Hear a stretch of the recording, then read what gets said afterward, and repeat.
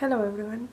So my office still not fixed, so we are trying again a different location today. This is my living room. My books are there, and my sofa is there. But yeah, hopefully it will be fixed soon. But at the moment there's still water coming out of the wall. But we're not going to talk about that. We're going to talk about Brave New World by Aldous Huxley. So I finished this last week. This was a reread for me. I read it first when I was 17, I think. And I decided to reread it because I remember really enjoying it. And I enjoyed it as much this time round. So this book was written in the 30s, and it's about a world. It's supposed to be a utopia, but there are some disturbing things in it. So how the world works is there's these controllers that control basically it's very focused on how babies are made and how they grow. So the embryos are formed outside of the mother, and the babies are decanted, and then they become babies, and they can make up to I think 90 something twins from one embryo, so that they all have the exact same genetic makeup, so that they can make things more efficient, because they all assumingly will like the same things and will react exactly the same to things. And the people are divided into castes. So they have the alpha caste, which are the ones that do the more intelligent things, and then the betas, and I think the epsilons were the last ones, and they are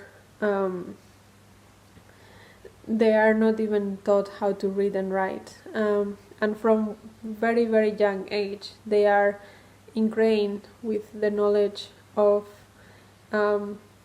how nice it is to be their caste. They are trained to be content on their caste and on the tasks that they are given to do. So yeah, that is how they form these adults that are fully conforming into society that they have made.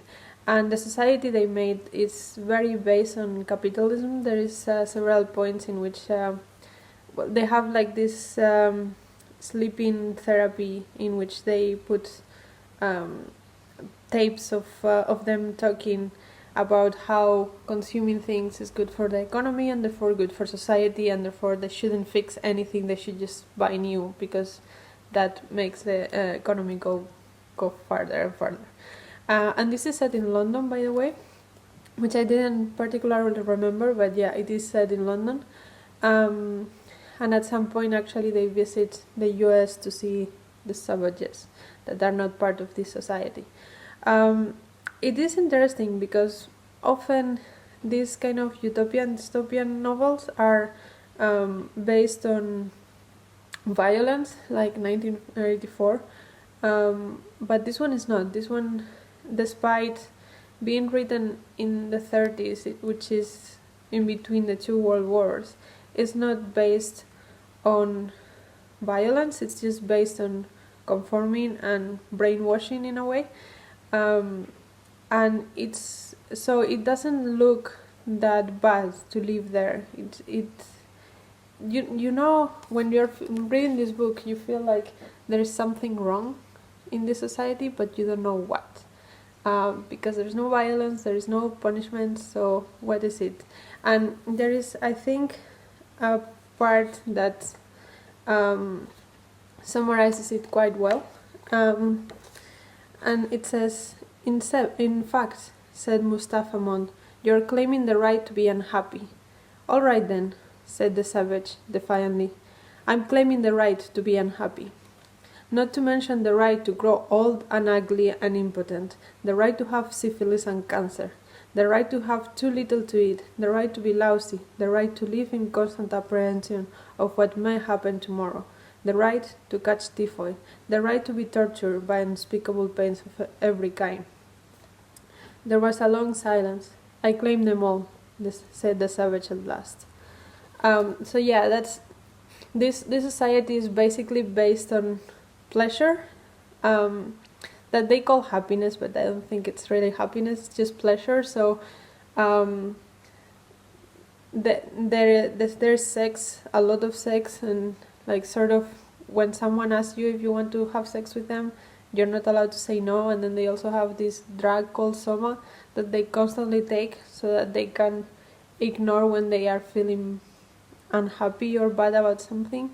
And it is funny that it's so relevant today, because we're in a time of instant gratification, and in which boredom and being uncomfortable are like the worst things that you can be feeling, and we try to avoid them at all costs, and also painkillers and so on.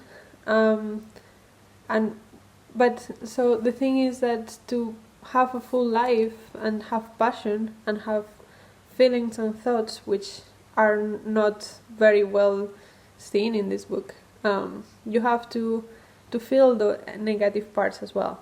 And I think that is what makes this relevant, because we are in a world in which we are brainwashed to consume. Like, you can see that now with COVID, that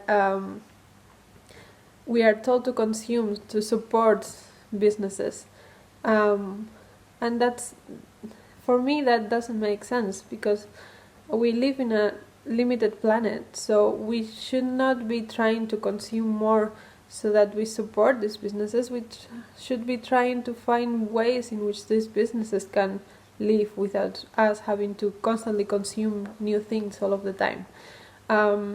So that's one thing. And then the other thing is, like, again, with this social media, TikToks, videos, that they don't make us grow, they don't make us think, they just make us not be bored. And that is also the thing that we see here, that people just try to live without any discomfort, but also without any good feelings.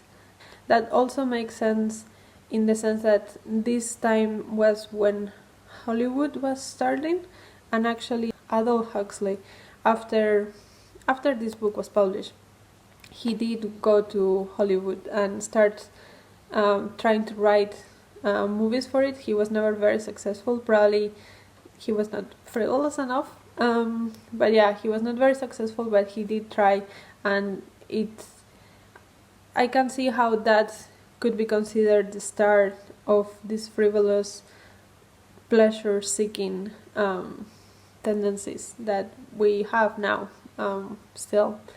So yeah, that was an interesting point. Back to the capitalism thing.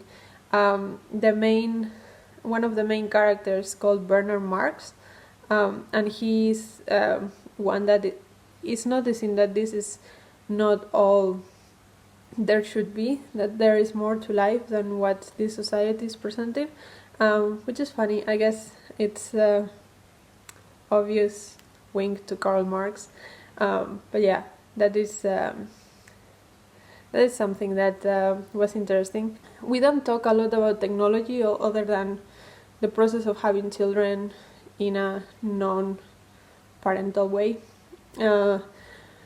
because so there is technology for sure. They talk about flying to Amsterdam in little personal plane and stuff like that, but it's not like the main point. It's not about how technology has developed. It's only about the technology that affects humans, and that is interesting because at this time, in the 30s, it's when a lot of manufacturing was being automatized and the mass production was coming up. So it makes sense that it talks about the mass consumption of things, but it doesn't talk so much about the technology itself. But also, when they want to say like, "Oh Lord" or "Oh God, this happened," they say "Oh Ford" for Henry Ford, because he was the one that sort of invented the mass production, or like one of the first ones to implement it. So yeah, this is not about technology, but there are some hints like that that are interesting to see in the book. One trigger warning though, this book does have some racist comments, and I don't think it is the author's comments himself, but more of how he thought that the society was evolving and how he thought it was going to go towards.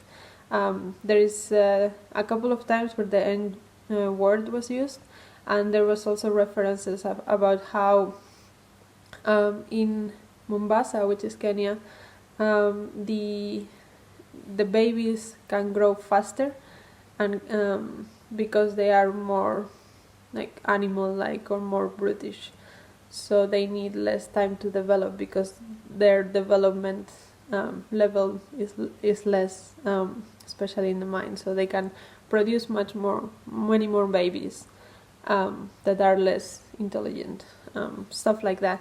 But I do think that is, at least that I read it as a comment in the society of the book, and not the author's opinions himself.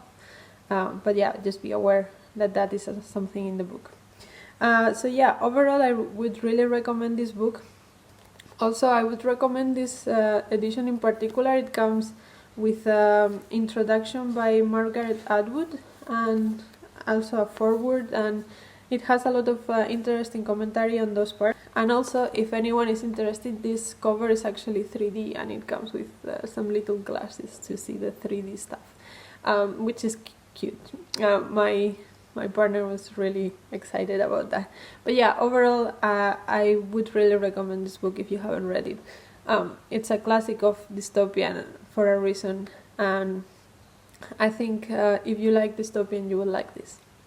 Okay, that was all for today. Hopefully, I'll come to you on Friday with a Friday read that it's what it's supposed to be and not all over the house, because hopefully that pipe will be fixed.